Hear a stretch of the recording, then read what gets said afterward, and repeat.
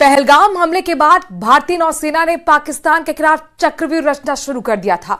अरब सागर में भारत ने आज तक का अपना सबसे बड़ा जंगी बेड़ा उतारा तो पाकिस्तान के हाथ पैर फूल गए।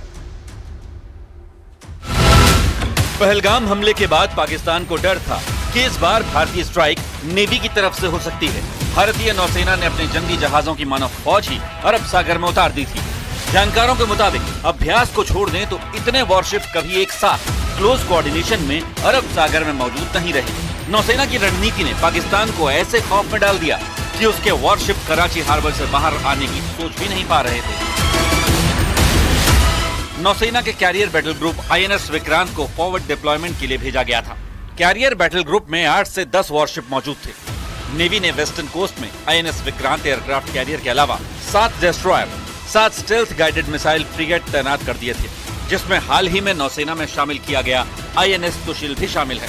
नौसेना सूत्रों के मुताबिक भारतीय नौसेना के निशाने पर पूरा कराची पोर्ट सिटी था। भारतीय नौसेना के डर के चलते इंटरनेशनल शिपिंग जो कराची होकर आगे गुजरती थी, उन्होंने भी अपना रास्ता बदल दिया था। 1971 के बाद ये दूसरा मौका था जब भारतीय नौसेना की तैयारी देखकर पाकिस्तान की रूह कांप गई।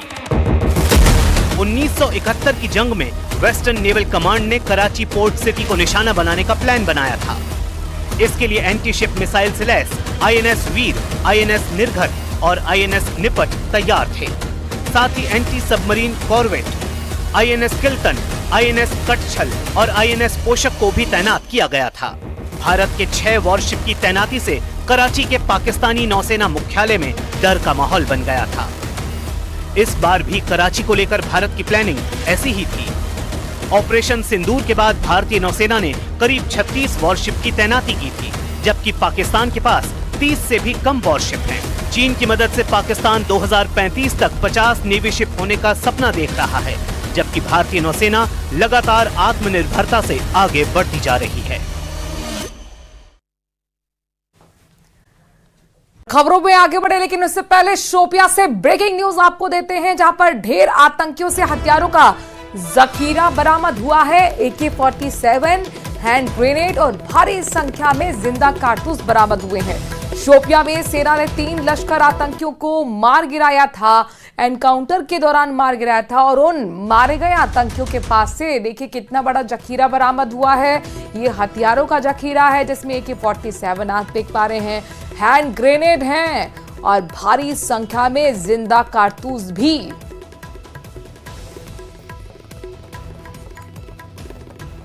किलर ऑपरेशन में सुरक्षा बलों को एक बड़ी कामयाबी हुई थी, जिसमें 3 आतंकवादी मारे गए थे और आज यहाँ पे उनसे जो गोला बारूद हथियार जो जब्त किया गया है उसको दिखाया गया है। 20 RR ने एक बहुत बड़ा काम अंजाम दिया, क्योंकि शाहिद कुत्ते जो पिछले 6 सालों से सक्रिय था और कई इन्वॉल्वमेंटों में शामिल थे, चूंकि सुरक्षा एजेंसीज का ये मानना था, इन्होंने कई बड़े अटैक अंजाम दिए और कल उसको भी मार गिराया गया है। और आप देख सकते हैं कि यहाँ पे जो है विजुअल्स में ये हम दिखाने की कोशिश करेंगे। थोड़ा आप देख सकते हैं कि यहाँ पे जो है बिल्कुल यहाँ पे उनके जो हथियार है AK-47 यहाँ पे दिखाना चाहेंगे आपको। आप देख सकते हैं कि किस तरह यहाँ पे उनके जो बैग्स है वो यहाँ पे AK-47 2 और कुछ नकदी पैसे, 3 हैंड ग्रेनेड और बहुत सारे मैगजीन्स यहाँ पे जब्त कर लिए गए। उनसे बिस्किट है, खाने पीने के सामान है, मोबाइल है और सारी जो ये यहाँ पे जो रिकवरी की गई है उनसे वो रिकवरी यहाँ पे मीडिया के सामने रखी गई है। जिस ढंग से भारत ने आतंकी ठिकानों को ध्वस्त किया और पाकिस्तान को सीधे लहजे में चेतावनी दी, उसकी मुरीद पूरी दुनिया हो गई है। भारत के कामयाब ऑपरेशन सिंदूर की अमेरिकी डिफेंस एक्सपर्ट जॉन स्पेंसर ने जमकर तारीफ की है। आपको ये रिपोर्ट दिखाते हैं।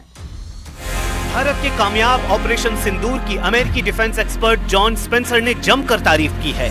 ऑपरेशन सिंदूर ने दुनिया को यह संदेश दिया है कि भारत अब अपने सुरक्षा मामलों में पूरी तरह से स्वतंत्र और मजबूत है।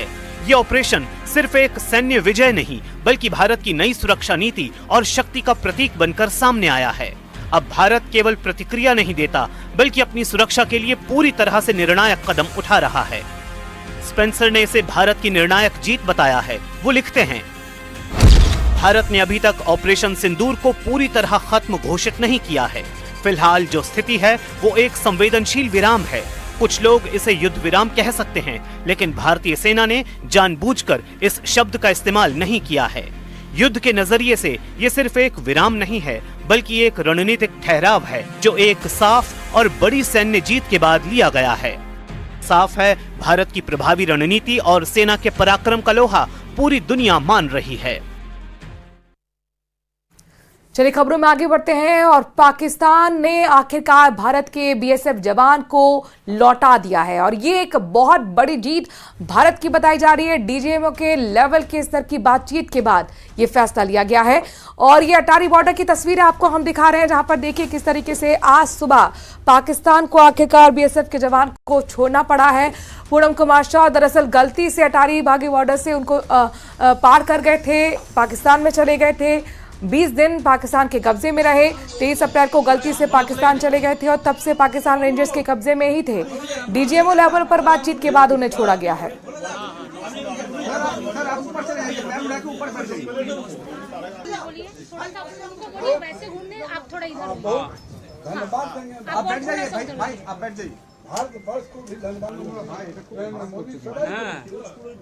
देखिए मैडम, सबसे बड़ी बात तो 20 दिन वो हमारे देश में नहीं थे, पाकिस्तान की तरफ से अरेस्ट हो गए थे।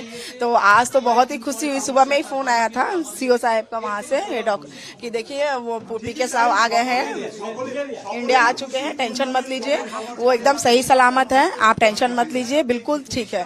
और मेरे हस्बैंड ने भी मुझे वीडियो कॉल किया था, एकदम टोटली वो फिट है, फिजिकली फिट है और बोल रहे थे कि टेंशन मत लो, मैं ठीक हूँ, मैं फ्रेश होके मैं तुमको 3 बजे फोन करता हूँ। घर कब तक आएंगे, कोई बात नहीं मैडम, अभी तो कुछ नहीं बताए वो। उनको छोड़ने को लेकर देखा गया कि काफी बातचीत की गई, बहुत जी सब आए, सीएम से भी आपकी बात जी। देखिए मैडम, उनसे तो मेरी 3 दिन पहले कांटेक्ट हुई थी, 4 दिन पहले। तो उन्होंने मुझे कहा था कि टेंशन मत लीजिए, इसी हफ्ते आपके हस्बैंड आ जाएंगे। मैंने उन्होंने भी बहुत योगदान दिया, बहुत जोर शोर से वो भी बात कर रही थी। बीएसएफ के डिपार्टमेंट में जितने भी सीनियर है, हमारे यहाँ के जो चेयरमैन है वो तो शुरू दिन से ही लगे हुए हैं। और कल्याण सर भी आए थे, फोन पे वो भी बात करते थे कैसे है, नहीं है, टेंशन मत लीजिए, आपके हस्बैंड बहुत जल्दी। देखिए सभी का सपोर्ट है, पूरी देश मेरे लिए खड़ी थी। तो सबको हाथ जोड़ के थैंक यू कि आप लोगों की वजह से ही मेरे हस्बैंड इंडिया आ पाए हैं। मैं जो आज 23 तारीख से पाकिस्तान का कब्जा में था, आज 23 दिन के बाद 24वां दिन जो हुआ, हमें लड़का को केंद्र सरकार, राज्य सरकार सभी मिलकर हमें लड़का को पाकिस्तान से रिलीज कराया और रिलीज कराकर इंडिया में लाया। इन लोगों को धन्यवाद देते हैं, धन्यवाद देते हैं। और हम फिर चाहते हैं कि लड़का जब आया तो फिर अपने देश के रक्षा में फिर लग जाए। बस यही मेरा कहना है कि सभी को धन्यवाद देते हैं।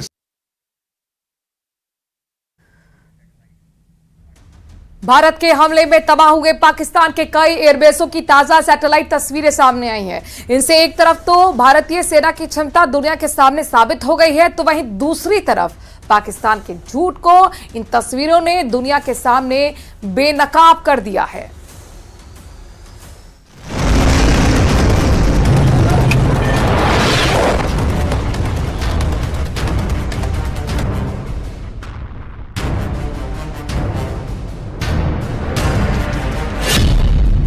पाकिस्तान एयरबेस की तबाही के नए सबूत।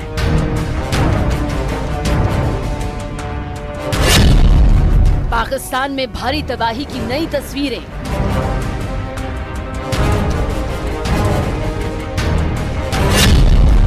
मुनीर और शहबाज देख लो एयरबेस की तबाही के सबूत।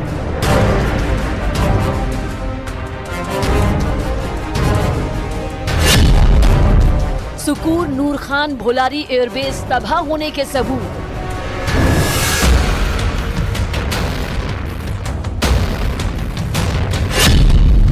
जिकोबाबाद सरगोधा एयरबेस तबाह होने के पक्के सबूत।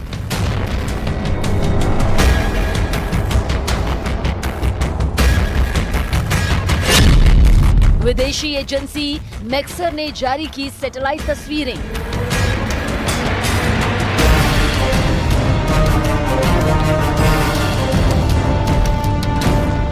ये तस्वीरें दुनिया के सामने पाकिस्तान के झूठे दावों की पोल खोलने का ताजा सबूत हैं। जी हां, भारत पाकिस्तान के बीच हाल ही में हुए सैन्य टकराव के बाद अब दुनिया की मशहूर विदेशी private satellite company Maxar technologies ने तस्वीरें जारी की हैं, जिनमें साफ तौर पर देखा जा सकता है कि भारतीय वायुसेना की सटीक और पावरफुल स्ट्राइक ने पाकिस्तान के कई एयरबेस को बुरी तरह नेस्तनाबूद कर दिया। सैटेलाइट कंपनी की इन हाई क्वालिटी की तस्वीरों को पाकिस्तान के सेना प्रमुख आसिम मुनीर और पीएम शहबाज शरीफ को भी देखना चाहिए, जिनकी जुबान झूठे दावे करती नहीं थकती।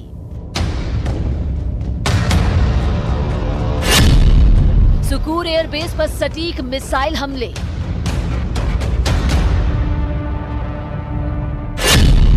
सुकूर एयरबेस का रनवे और हैंगर तबाह। भारतीय वायुसेना ने ऑपरेशन सिंदूर के तहत पाकिस्तान के सुकूर एयरबेस पर सटीक मिसाइल हमले किए, जिसमें रनवे और हैंगर तबाह हो गया। मैक्सर सैटेलाइट तस्वीरों से हमले की पुष्टि हुई और इंडियन एयरफोर्स की ये स्ट्राइक पाकिस्तान की सैन्य क्षमताओं को कमजोर करने में अहम साबित हुई, जहां F-16, AB, block 15 ADF fighter jet संचालित किए जाते हैं और पाकिस्तान की सदर्न एयर कमांड का अहम हिस्सा है। पाकिस्तान वायुसेना की लाइफलाइन पर निशाना।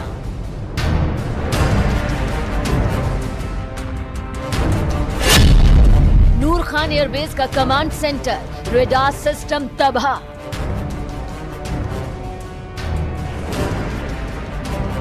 इस्लामाबाद के नूर खान एयरबेस पर भी भारतीय वायुसेना के हमलों से पाकिस्तान को जबरदस्त तबाही झेलनी पड़ी। भारतीय वायुसेना के हमले में नूर खान एयरबेस के रनवे, कमांड सेंटर और रडार सिस्टम को भारी नुकसान पहुंचा। दूसरे शब्दों में कहें तो नूर खान एयरबेस पर भारतीय वायुसेना के हमले ने पाकिस्तान की कमर तोड़ दी। नूर खान एयरबेस को इस्लामाबाद से महज 10 किलोमीटर दूर पाकिस्तान का सैन्य प्रमुख बेस बताया जाता है। साथ ही इस्लामाबाद इंटरनेशनल एयरपोर्ट को चारों तरफ से घेरे हुए है। ये बेस सैन्य ऑपरेशन, वीआईपी ट्रांसपोर्ट और एयर फ्यूलिंग के काम आता था। इसी बेस पर कई ट्रांसपोर्ट स्क्वाड्रन की तैनाती थी और वहां पर पाकिस्तान वायुसेना के अफसरों को ट्रेनिंग भी दी जाती थी। इस बेस को पाकिस्तान वायुसेना की लाइफलाइन भी कहा जाता है। भुलारी एयरबेस को सबसे ज्यादा नुकसान, पाकिस्तान की हवाई क्षमताओं को झटका। भारतीय वायुसेना की कार्रवाई में पाकिस्तान के भुलारी एयरबेस को काफी नुकसान पहुंचा। सैटेलाइट तस्वीरों में बमबारी के निशान साफ दिख रहे हैं, जिससे पाकिस्तान की रणनीतिक हवाई क्षमताओं को बड़ा झटका लगा। शहबाज एयरबेस को भारी नुकसान, एयर डिफेंस सिस्टम और रडार नेस्तनाबूद। इसी तर्ज पर भारतीय एयरफोर्स की स्ट्राइक में ज़ैकोबाबाद के शहबाज एयरबेस को भी गंभीर नुकसान पहुंचा। यहां एयर डिफेंस सिस्टम तबाह कर दिया गया और रडार को भी नुकसान पहुंचा। पाकिस्तान का एयर ऑपरेशनल सिस्टम लगभग ठप हो गया।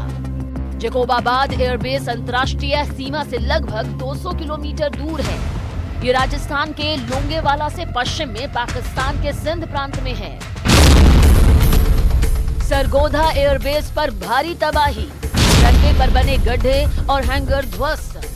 भारतीय वायुसेना की सटीक स्ट्राइक में पीएफ सरगोधा बेस को भारी नुकसान पहुंचा। रनवे पर गड्ढे, ध्वस्त हैंगर और जली हुई संरचनाएं स्पष्ट दिखी। मैक्सर की बाद की तस्वीरों में तबाही का स्तर साफ नजर आया, जिससे पाकिस्तान की वायुसेना क्षमताएं बुरी तरह प्रभावित हुई। 22 अप्रैल पहलगाम में हुए आतंकी हमले के बाद भारत ने ठीक 14 दिन में 7 मई को मिसाइल हमला करके पाकिस्तान और पीओके में मौजूद लश्कर और जैश के 9 आतंकी ठिकानों को पूरी तरह तबाह कर दिया था। इसके बाद भारत ने 10 मई को कम से कम 8 पाकिस्तानी ठिकानों पर सटीक हमले किए थे, जिसमें इंफ्रास्ट्रक्चर और ग्राउंड पर काफी नुकसान हुआ, जिसे नई सैटेलाइट तस्वीरें साफ तौर पर बयां कर रही हैं कि भारत की सैन्य कार्रवाई में पाकिस्तान को किस हद तक नुकसान पहुंचा।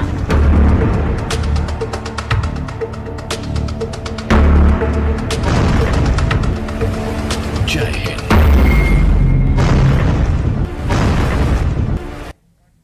ये नया भारत है, पाकिस्तान के न्यूक्लियर ब्लैकमेल को नहीं सहेगा। ये साफ संदेश दिया प्रधानमंत्री मोदी ने। आतंक के खिलाफ अपनी लड़ाई को भारत ने आतंकिस्तान के खिलाफ ऑपरेशन सिंदूर चलाया और ऑपरेशन सिंदूर की सफलता के बाद प्रधानमंत्री नरेंद्र मोदी ने पाकिस्तान को कड़ा संदेश देते हुए कहा कि न्यूक्लियर ब्लैकमेल हम नहीं सहेंगे। कोई भी न्यूक्लियर ब्लैकमेल भारत नहीं सहेगा। न्यूक्लियर ब्लैकमेल की आड़ में पनप रहे आतंकी ठिकानों पर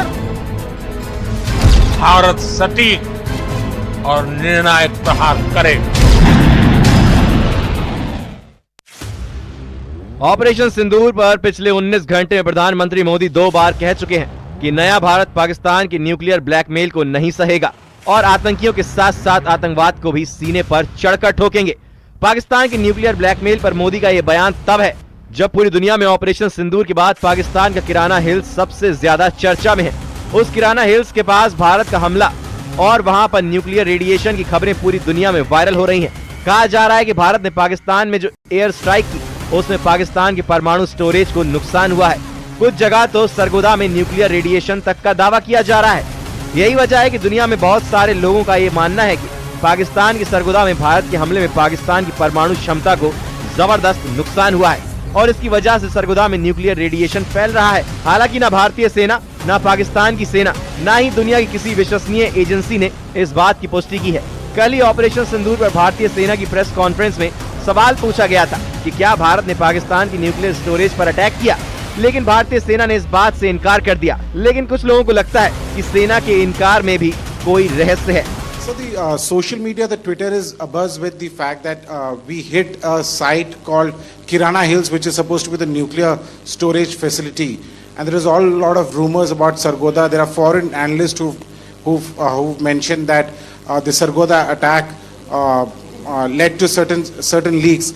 Is there a confirmation that we actually hit Kirana Hills, or we were careful of not to do any such thing? Thank you. Thank you for telling us that Kirana Hill houses some nuclear installation. We did not know about it. Okay. And we've not hit Kirana Hills, whatever is there. Okay. I did not brief in my briefing yesterday. हालांकि ये तो तय है कि 9 और 10 तारीख की रात वाला भारत का हमला टर्निंग पॉइंट साबित हुआ, जहां 3 घंटे के अंदर अंदर भारत ने पाकिस्तान के 11 से 12 सैन्य अड्डों और एयरफोर्स के बेस पर बमबारी कर दी, जिसमें नूर खान, रफीकी, सरगोदा, भोलारी, मुरिद, चुनियान, पसरूर, सुक्कुर, सियालकोट, सकारदू और जकुबाबाद शामिल हैं। इसी के बाद पाकिस्तान में परमाणु ठिकानों को नुकसान के कथित दावे किए जाने लगे, जब सैटेलाइट इमेजरी में सरगोदा में मुशफ एयरबेस को नुकसान दिखाया गया, जिसके बारे में माना जाता है कि वह एक अंडरग्राउंड परमाणु हथियारों का भंडार स्थल हुआ है कि वह किराना हिल्स के नीचे अंडरग्राउंड परमाणु हथियारों का भंडारण स्थल हुआ है।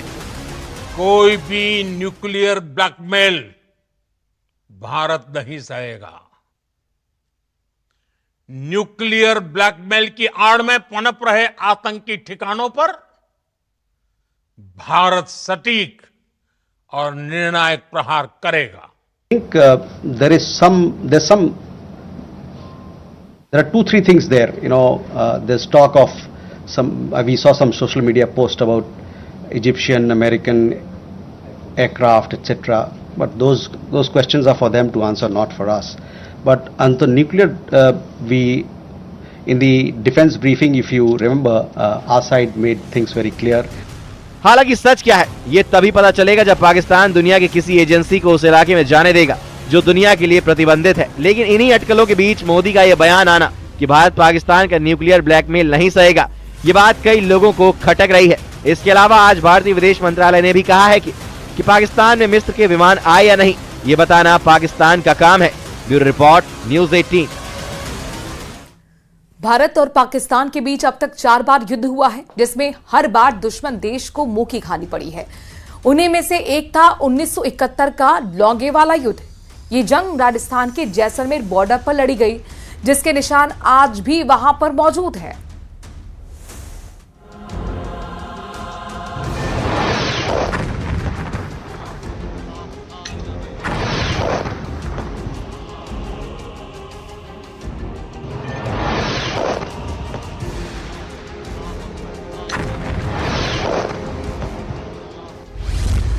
बैटल ऑफ लोंगेवाला हिंदुस्तानी शूरवीरों की गाथा।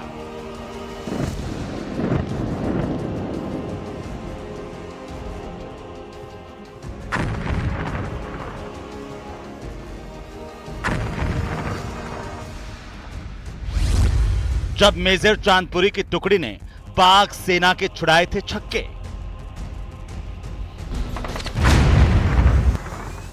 बैटल ऑफ लोंगेवाला 54 साल पहले हुई ये जंग इतनी भयानक थी जिसके निशान आज भी जैसलमेर से 150 किलोमीटर दूर लोंगेवाला में देखने को मिलते हैं।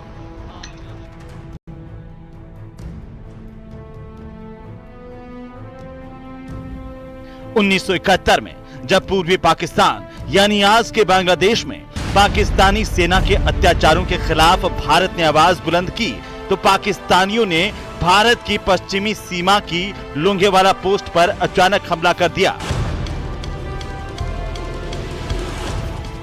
4 दिसंबर 1971 की शाम करीब 40 से 50 पाकिस्तानी टैंक 3000 जवानों के साथ लोंगेवाला में घुस आए। पाकिस्तानी फौज किसी भी कीमत पर इस पोस्ट पर कब्जा जमाना चाहती थी। खबर लगते ही हाईकमांड ने पंजाब रेजिमेंट कंपनी के कमांडर मेजर कुलदीप सिंह चांदपुरी को आदेश दिया कि पाकिस्तान की इतनी बड़ी फौज से भिड़ना मौत को गले लगाने जैसा है, लिहाजा भलाई इसी में है कि मेजर चांदपुरी अपनी टुकड़ी के साथ पीछे हट जाएं। 1965 के युद्ध और 1971 युद्ध के न केवल गवाह बल्कि हिंदुस्तान को अपनी सेवाएं देने वाले, इस युद्ध को लड़ने वाले, इस युद्ध में अपनी सेवाएं देने वाले जो राम जी विष्णोई हमारे साथ हैं, सबसे पहले उनसे जानेंगे। सर, जो आपने कौन कौन से युद्ध लड़े हैं? मैं 65 की लड़ाई और 71 की लड़ाई, दोनों लड़ाई लड़ी। 65 की लड़ाई में मैं पंजाब में था और 71 की लड़ाई में राजस्थान में कन्नौज में था। 1971 में जब युद्ध हुआ था, पाकिस्तानी सेना भारत की सेना से मार खाकर भाग गई थी, फिर आप 2 टैंक लेके आए जोधपुर। वो तो बाद में लाया टैंक। पहले दिन तो जिस दिन लड़ाई शुरू हुई थी नहीं, उस दिन सुबह सुबह वो जो होना था 1-आधा घंटे के अंदर सब हो गया एयर अटैक से। हमारे टैंक थोड़े दूर रह गए थे, बाद में तो टैंक भी पहुंच गए थे। 4 टैंक हमारे थे मौजूद, वो तो पहले झटके में उन्होंने बर्बाद कर दिए और उनमें एक स्टाफ खत्म हो गया, बाकी सब जिंदे रह गए। और उसके बाद में 6:10 के बाद में हमारे टैंक पहुंचे किशनगढ़ से, बाई रोड आ गए, हमारी गाड़ी की जरूरत नहीं पड़ी, लेकिन उन्होंने आकर के मोर्चा संभाल लिया। पाकिस्तान वाला आगे रहा, हमारे टैंक पीछे। युद्ध के दौरान ये होती था, जोधपुर अंदर जैसे सायरन बजता, हमको सब खाई खोज रखी थी, मोर्चे खुदे हुए थे, सायरन होते मोर्चे में घुस जाते और सायरन नहीं होता फिर वापस आ जाते सब। मतलब वो लाइट नाव की चीज नहीं करते थे बिल्कुल। अच्छा, पूरा ब्लैकआउट किया जाता? ब्लैकआउट बिल्कुल, लाइट में बीड़ी नहीं जलाते थे, कुछ नहीं। लोंगेवाला आर्मी पोस्ट जिस रेगिस्तानी क्षेत्र में थी, वहां से सैकड़ों किलोमीटर दूर कोई बेस नहीं था, यानी कोई मदद रातों रात नहीं पहुंच सकती थी। एयरफोर्स इकलौता सहारा थी, लेकिन उस वक्त हमारे पास रात में उड़ने वाले विमान नहीं थे, तो यह भी मदद करने में लाचार थी। लिहाजा सिर्फ बंदूकों और 2 एंटी टैंक गन्स के साथ तैनात 120 जवानों ने दुश्मन से टकराने का फैसला किया। मौत के साये के बीच मेजर कुलदीप और उनके शूरवीरों ने फैसला किया कि लोंगेवाला पोस्ट को बचाने के लिए वे आखिरी दम तक लड़ेंगे, क्योंकि उन्हें पता था कि दुश्मनों की इतनी बड़ी ब्रिगेड अगर आगे बढ़ती और जैसलमेर तक पहुंच जाती तो इसका नुकसान बहुत बड़ा था और पाकिस्तानी फौज जोधपुर पर कब्जा कर लेती। लेकिन मेजर चांदपुरी के दिमाग में कुछ और ही चल रहा था। उन्होंने रणनीति के तहत आर्मी पोस्ट से 200 मीटर के दायरे में माइंस बिछाई, टैंकों के आने वाले रास्ते में पानी के गड्ढे बनाए गए और पाकिस्तानी फौज को 100 मीटर के दायरे में आने दिया। लोंगेवाला पोस्ट पर कंप्लीट साइलेंस देखकर पाकिस्तानी फौज करीब आती गई। जैसे ही पाक सेना दायरे में आई, भारतीय शूरवीरों ने पूरी ताकत से धावा बोल दिया। 70 साल के आप हो और 71 में एक लड़ाई हुई थी पाकिस्तान। हाँ, 71 लड़ाई हमें पूरा याद है। 17-18 साल का था मैं। क्या याद है, क्या हुआ था? लड़ाई हुई थी रात को, उनके हवाई जहाज खूब आए थे, हमारे इधर बम डाल दिए थे, 15-16 बम डाले। देवी का मंदिर था उसके पास में, एक ही फूटा नहीं, कोई नुकसान नहीं हुआ। और अब मौका है मोदी जी को, पाकिस्तान के 4 टुकड़े कर दे, पीओ के ले ले। 71 में क्या हुआ था जब सायरन बजता था, क्या ट्रेनिंग दी गई थी आप लोगों को? 71 में हमारे को कहा था सायरन बजेगा, एक बजेगा रो रो वैसे तेज आवाज वाला, और एक थोड़े वैसे बजेगा तेज आवाज वाला बजेगा जब पाकिस्तान का कोई हवाई जहाज आ रहा है या कुछ न कुछ पाकिस्तान के वो हिंदुस्तान के ऊपर अटैक हो रहा है अपने के ऊपर। तो क्या बताया था, क्या करना था उसको? उस टाइम कहा था कि आपके पास हथियार है तो या तो खड़े रह जाओ ठूंठ में है, नहीं तो सो जाओ, नहीं तो मोर्चे खोदाओ, अंदर जाओ, घुस जाओ। लोंगेवाला पोस्ट पर 120 भारतीय जवान सारी रात पाकिस्तान की टैंक रेजिमेंट का सामना करते हैं। एक तरफ पाकिस्तानी टैंक आग उगल रहे थे तो दूसरी तरफ मशीन गन से निकलती गोलियां हर बंकर को भेद रही थी। फिर भी मेजर कुलदीप के शूरवीर लड़ते हैं, गिरते हैं और मैदान जंग में शहीद भी होते हैं, लेकिन टैंकों से लैस पाकिस्तानी सेना को लोंगेवाला जीतने नहीं देते। जब एयरफोर्स के विमान लोंगेवाला पहुंचे तो जंग के मैदान का मंजर बदल चुका था। आधी जंग मेजर चांदपुरी के 120 जवानों ने जीत ली थी। रही सही कसर एयरफोर्स ने पूरी कर दी। इस युद्ध में पाकिस्तान के 250 लोग मारे गए, जबकि भारत के भी 16 जवान शहीद हो गए।